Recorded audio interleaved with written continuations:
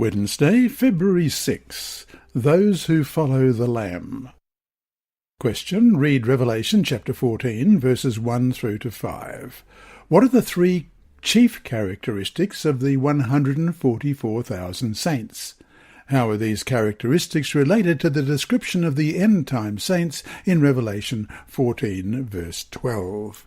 Revelation 14, beginning at verse 1. Then I looked, and behold, a Lamb standing on Mount Zion, and with him 144,000, having his Father's name written on their foreheads. And I heard a voice from heaven, like the voice of many waters, and like the voice of loud thunder.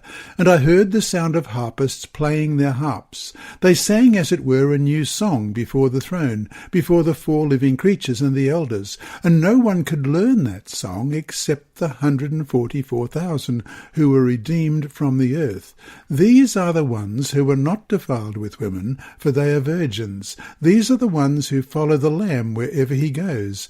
These were redeemed from among men, being firstfruits to God and to the Lamb, and in their mouth was found no deceit.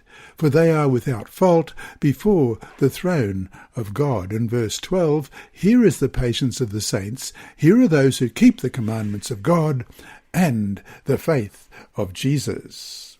Revelation chapter 14, verses 4 and 5 is a description of the 144,000 that aligns with God's last day people, who, as it says in verse 12, keep the commandments of God and the faith of Jesus. Although they experienced the fullness of Satan's wrath in the final crisis, they have remained firm because of their close relationship with Jesus. Question. In light of Revelation 17:5, in what sense have the 144,000 not been defiled with women? How is the purity of their character related to the fact that they are redeemed from the earth as the firstfruits of God?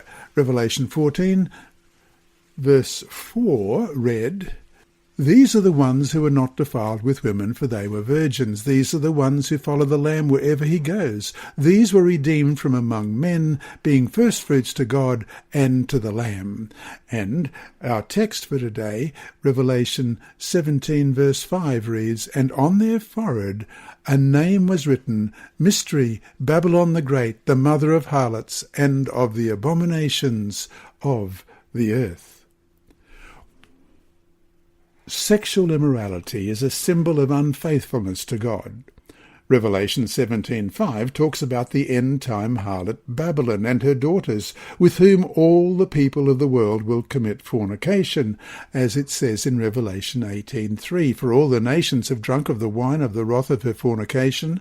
The kings of the earth have committed fornication with her, and the merchants of the earth have become rich through the abundance of her luxury. However, the 144,000 will remain loyal to Christ and resist the defiling relationships with Babylon and the apostate churches.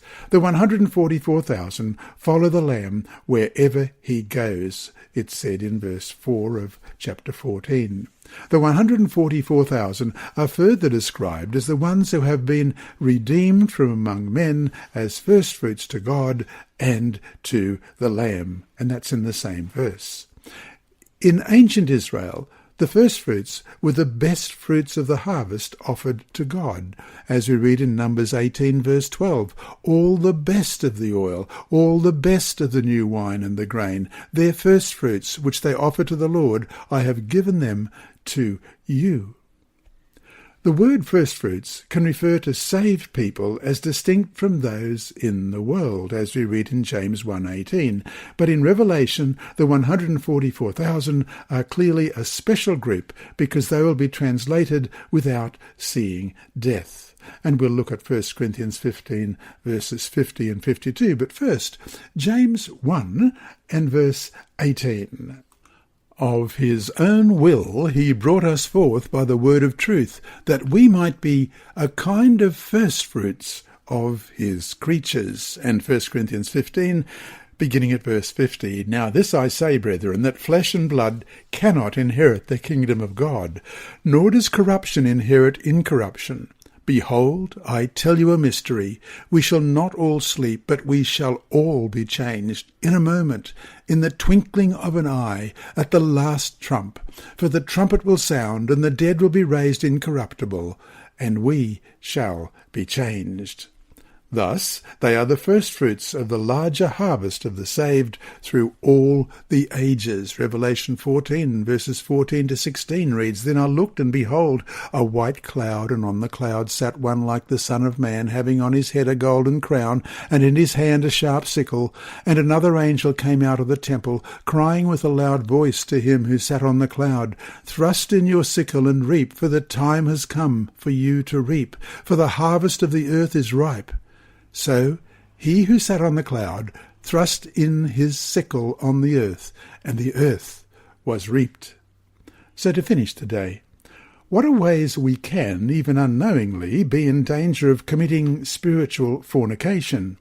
Why do we delude ourselves if we think we are not in such danger?